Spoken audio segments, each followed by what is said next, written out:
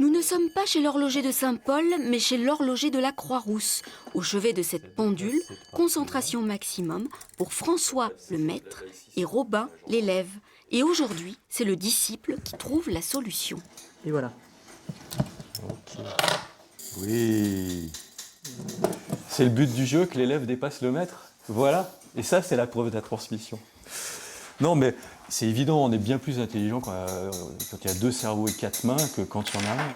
François-Simon Fustier, issu d'une longue lignée d'horlogers, vient d'être élevé au rang de maître d'art. Il est le premier en France, une reconnaissance dont il n'est pas peu fier. Le titre que j'ai obtenu dernièrement, c'est le plus beau que je pourrais obtenir, puisqu'il s'appuie sur une obligation de transmettre. C'est pas moi qui le reçois simplement, c'est un binôme qui est récompensé.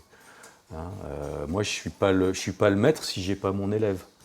Une quinzaine d'apprentis sont déjà passés par l'atelier de l'artisan, entreprise du patrimoine vivant. Ce titre de maître d'art ne rime pas seulement avec savoir-faire, l'horloger lyonnais pense à l'avenir.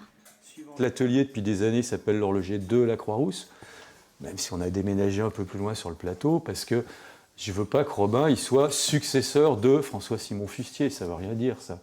L'horloger de la Croix-Rousse, dans quelques années, il s'appellera officiellement Robin. Mais avant cela, le maître d'art et son élève vont s'attaquer à un défi de taille. Réaliser une horloge décrite dans l'encyclopédie de Diderot et d'Alembert, un travail de recherche et de création à 4 mains qui s'appuie aussi sur les nouvelles technologies. On va partir du début du 18e pour arriver au début du 21e. Heureusement, maintenant, nous avons déjà les plans en 3D grâce à Sébastien, mais il va ensuite falloir usiner toute l'horloge morceau par morceau, petit bout par petit bout, et faire fonctionner tout ça.